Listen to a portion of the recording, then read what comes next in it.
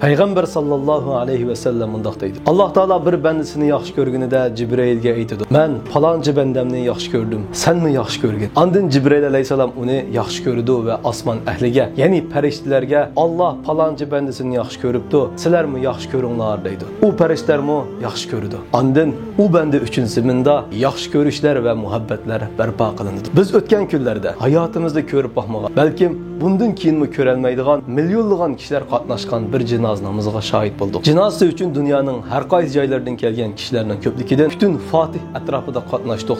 Fatih jamisi atrofining odam dengiziga aylanganligini ko'rganimizda bo'lsa, zamonimizning eng katta olimlaridan bo'lgan bir zotdan vaqtsiz ayrilib qolganimizni his qildik. Undaqda bu zot kim? Bu hikoyani sal burundan, ya'ni bu olimning ota-onasidan boshlashga to'g'ri keladi.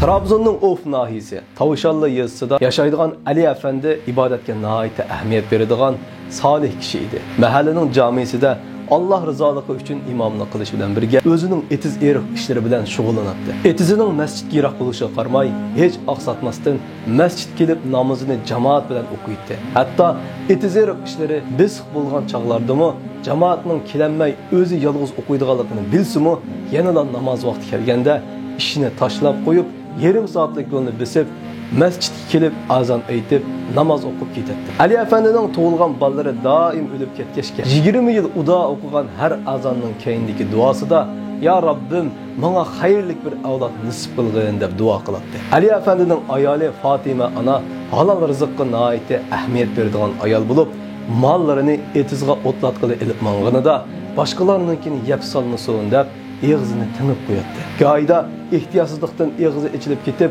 yap salgınada melini sığıp, sütünü etizinin ilgisiga övetip razılık soraydı. Bir günü keçisi, çüyde Fatime ana, ayının asmandan onun kuçuğuna düşkününü ve dünyanı yurutkununu gördü.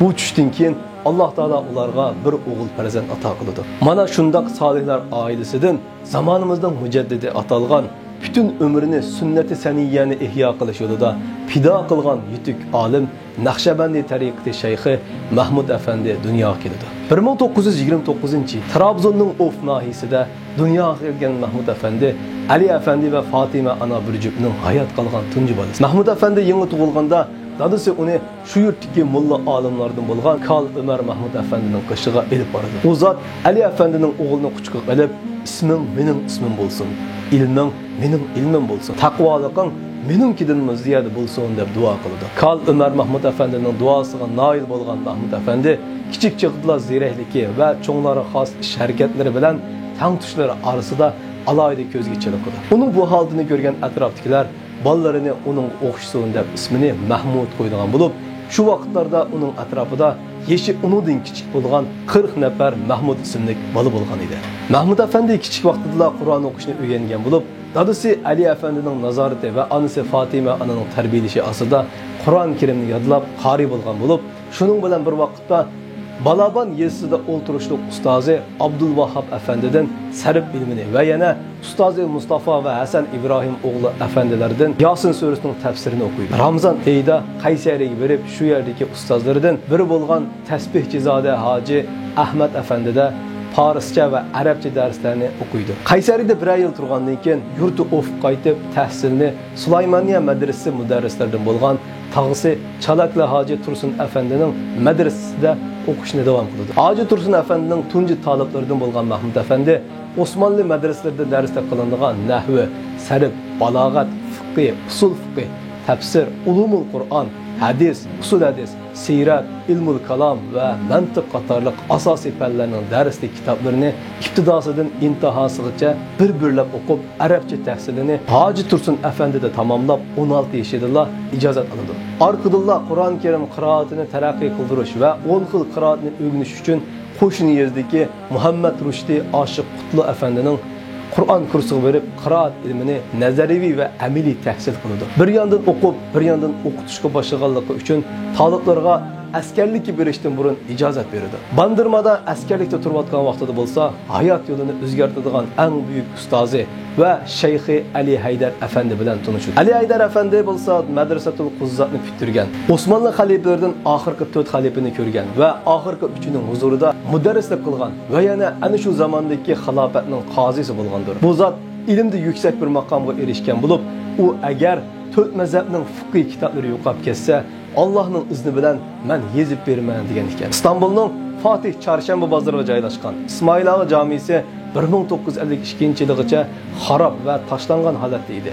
Masjidning bundaq tashlandiq holatda turishiga rozi bo'lmagan Ali Haydar afandi jamini remont qilishga boshlaydi va Sultan 2. Abdulhamidxon tomonidan hadiya qilingan oltinlarni jamining remonti uchun sarf qiladi. İsmoil Ağa jamining bitishi bilan askarlikni yangi tamomlagan Mahmud afandi Shayx Ali Haydar afandining o'rinlashtirishi bilan bu jamida imomlikqa tayinlandi. Mahmud afandi hazratlari o'yma-o'y kirib jamoatni yo'qlag'ach, o'zining jamiga imom bo'lganligi va diniy jihatdan ularga xizmat qilish vazifasini ustiga olganligi to'g'risida suhbatlarni ilib boradi. Vaz va suhbatlarda doim payg'ambar alayhisolamning sunnatiga chin isilish va diniy ilm tahsil qilishga ahamiyat berishni tavsiya qilgan bo'lib, sunnati saniyaga va ilmga bo'lgan o'tdak ishqi sababli qisqa vaqtning ichida ilm va sunnat savdolari uning atrofiga yig'ilishga boshlaydi.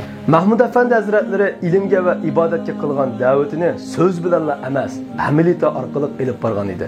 Hadis shariflarda zikr qilingan nafl namoz, nafl roza va zikrlarni hech oqsatmasdan qilgan bo'lib, bir va'zida bir vaqt chashgoh namozini tark qilishdan Mahmudning o'lgini afzal degan ekan. Afandi hazratlari taliblarini xuddi bir zagar ustasi zinnat buyumi yasagandek inchiklik bilan yetishtirdi. Suhbatlarda davomli her mahallada bir o'g'illar va bir qizlar madrasasi ochilsin deb nasihat qilgan bo'lib, yetishtirgan taliblarini madrasalarga xizmat qilish uchun da'vat etdi. Uning bu yuksak tirishchanligi natijasida ilm va irfon sohibi ustozlar butun Turkiya va dunyo miqyosida tez suratda tarqalib, butun kuchi bilan xizmat qilmoqda. Ularning qatoridan Uyg'ur millatining suyumli do'sti marhum Abdulmatin Balkanlı o'g'li va yana Turkiyada ta'siri kuchi alohida kuchli bo'lgan, har vaqt Uyg'ur musulmonlari bilan bir safda turib kelgan doktor Ihson Shanoja hocam va yana Turkiyadagi danglik da'vatchi ustoz Nuriddin Yildiz hocam bor bo'lib, bu kishi Mahmud afandi haqida mundaq deydi.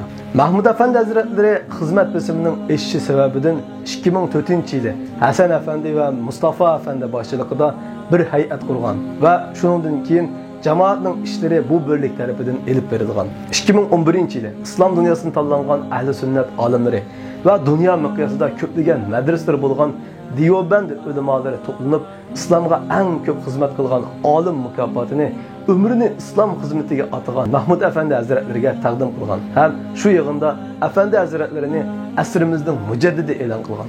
Asrimizning katta olimlaridan marhum Shayx Yusuf Qardoviy bu zotga nihoyatda yaxshi baholarni bergan.